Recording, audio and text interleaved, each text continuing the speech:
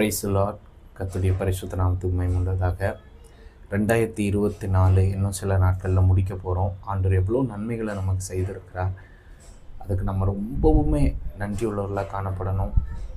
உண்மையாகவே ஒரு மனிதன் ஏதாவது ஒரு சின்ன உதவி செஞ்சாலே நம்ம மனசுலேருந்து நம்மள அறியாமல் ரொம்ப தேங்க்ஸுங்க அப்படின்னு ஏதோ ஒன்று சொல்கிறோம்ல.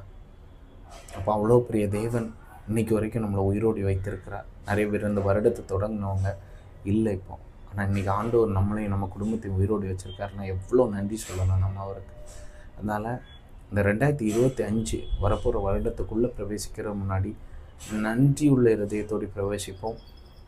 2025 பிரவேசித்ததுக்கு அப்புறம் நம்ம அந்த வருடத்துக்காக ஜெபிக்கிறத விட இந்த வருடத்திலேயே டிசம்பர் முடிக்கிறதுக்கு முன்னாடியே நம்ம 2025க்காக ப்ரே பண்ணுவோம்.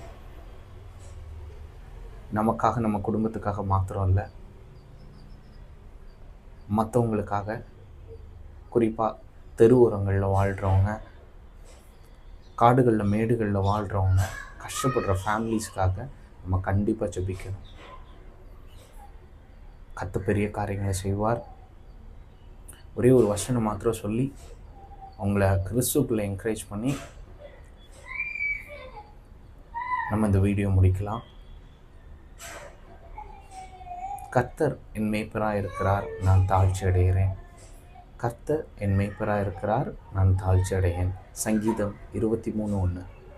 அவர் நம்மளுடைய மேய்ப்பனாக இருக்கும்போது நமக்கு என்னங்க கவலை? எந்த கவலையும் இல்லை. இன்றைக்கி வரைக்கும் சர்வை பண்ணது அவரால் தானே இன்னும் சர்வை பண்ணுவோம். சோர்ந்து போகாதுங்க. வருடத்தின் கடைசி வந்திருக்கிறோம், என்ன கர்த்தர் தந்த வாக்குத்தத்தம் எப்போ நிறைவேறும் அப்படின்லாம் மனசுக்குள்ளே குழம்பி போகாதுங்க. கண்டிப்பாக அவர் சொன்னாரா, கண்டிப்பாக செய்வார். அதில் எந்த ஒரு மாற்றமும் இருக்கார். அவர் மேய்ப்பன், நம்ம ஆடு. கண்டிப்பாக நமக்கு அவர் சொன்னதை நிறைவேற்றுவார்.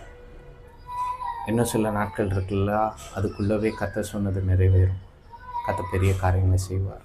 நம்ம வாழ்க்கையில் அவர் தந்த வாக்குத்தத்தம் ஒவ்வொன்றும் நிறைவேறும். God bless you. Bye-bye.